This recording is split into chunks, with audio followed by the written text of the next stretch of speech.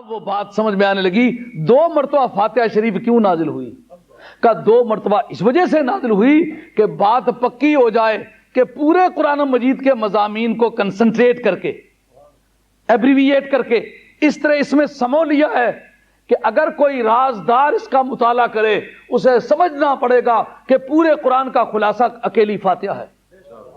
جیسا کہ حضرت مولا مرتضی شیر خدا رضی اللہ عنہ فرماتے ہیں ساری کائنات کے علوم قرآن میں، اور سارے قرآن کے علوم فاتحہ میں، فاتحہ کے سارے علوم بسم اللہ میں، بسم اللہ کے سارے علوم بسم اللہ کے نقطے میں، اور انن نقطہ تو تخت البائے، با کے نیچے جو نقطہ ہے وہ میں علی ہوں. بات عرض کرنے لگا جناب مولا مرتضی نے فرمایا نا میں وہ با کے نیچے جو نقطہ ہوں وہ میں ہوں. اس پر ایک بات خطاطی کی عرض کروں. خطاطی جو ہے لکھنا، کالیگرافی، اس کے بارے میں ایک تھیوری ہے کہ حروف سے نکات شروع ہوئے یا نکات سے حروف شروع ہوئے. کہتے ہیں نکات سے حروف شروع ہوئے. اس کی اصل جیسا یہ کہے بندے سے مٹی شروع ہوئی ہے یا مٹی سے بندہ شروع ہوا ہے، بندے سے پانی شروع ہوا ہے یا پانی سے بندہ شروع ہوا ہے. ہاں یہ چیزیں پہلے موجود ہوں گی. یہی وجہ ہے جب مٹی گھٹے تو آدمی بیمار، پانی گھٹے تو پھر بندے کی صحت کس طرح ماپتے ہیں؟ پانی، آگ، ہوا، مٹی کے توازن سے. جب اس میں توازن ہو تو صحت ہے. بات سمجھ آ رہی ہے؟ جس وقت آپ کو یہ پتہ نہ چلے کہ یہ الف ٹھیک ہے یا غلط، کیا طریقہ ہے؟ اس کو آپ ماپیں.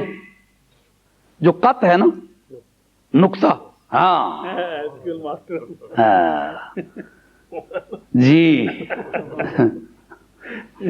جو قط ہے نا، جو قلم کی آگے سامنے سے چوڑائی، اس کو قط کہتے ہیں. قط تو قط جو ہے وہ جتنا لمبا ہے اتنا ہی چوڑا کر دیں تو اس کا نام ہے نقطہ. اب آپ کو معلوم کرنا ہے کہ الف ٹھیک لکھی ہوئی ہے کہ غلط. اس کو ماپو.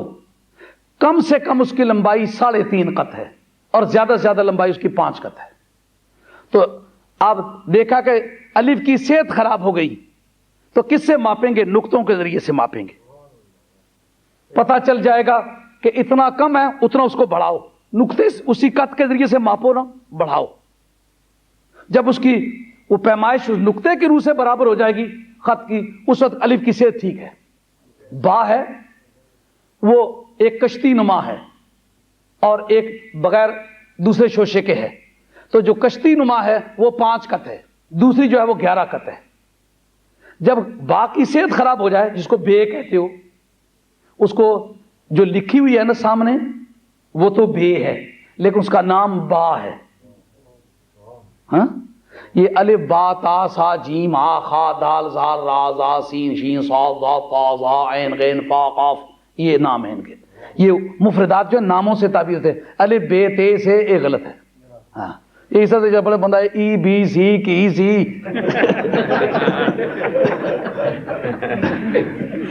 اس لیے وہ غلط ہے، اسی طرح یہ بھی غلط ہے. اچھا تو جس آپ نے اس کی صحت معلوم کرنا چاہیے تو پھر صحت کا ذریعہ کیا نکلا؟ نقطہ نکلا. نقطے کے ذریعے سے ماپتے جاؤ گے. کیا مطلب؟ جتنے بھی 29 حروف ہیں، 29 حروف کی صحت اور عدم صحت کا مدار کس پر ہے؟ نقطے پر ہے. نقطہ ساتھ ہے تو صحت ٹھیک ہے، اور نقطہ ساتھ نہیں ہے تو صحت ٹھیک نہیں ہے. الحق ما علی، علی جدھر ہے ادھر حق ہے، علی جدھر نہیں ہے ادھر حق نہیں. اگر پرکھنا ہے تو علی کا نقطہ لگا کے دیکھو. ہاں اب کتابت کے اور دماغ کے درمیان واسطہ کیا ہے؟ نقطہ. نقطہ پڑھا تو جو کچھ دماغ میں ہے مرز ظہور میں آنے لگا. انا مدینۃ العلم وعلی بابھا، میں علم کا شہر ہوں، علی دروازہ ہے. جس طرح دماغ میں جو کچھ ہے نقطے کی معرفت سامنے آئے گا، نقطہ ہٹا دو تو دماغ کی معرفت باہر آنے والی چیز کوئی نہیں رہ جاتی. اسی طریقے سے علی کو بیچ میں سے ہٹا دو تو شہر علم سے جو برآمد ہونے والا سودا ہے وہ ختم ہو جاتا ہے. اب سرکار کا فرمانا کہ ساری کائنات کے علوم قرآن میں قرآن کے سارے علوم، الحمد شریف میں الحمد شریف کے سارے علوم، بسم اللہ میں اور بسم اللہ کے سارے علوم نقطے میں، اور میں وہ نقطہ ہوں جو با کے نیچے ہے۔ اب سرکار کا فرمانا میں علم کا شہر ہوں، علی اس کا دروازہ ہے۔ آپ ثابت کر چکے کہ کتابت کے فن میں جو پتہ کرنا ہو حرف ٹھیک ہے کہ غلط ہے، نقطہ لگا کے دیکھو، نقطے میں فٹ آتا ہے تو ٹھیک ہے، نہیں تو غلط ہے۔ اب حق اور باطل کا فیصلہ کرنا، علی کا نقطہ لگاؤ، اگر فٹ آ گیا تو حق ہے اور فٹ نہ آیا تو باطل ہے۔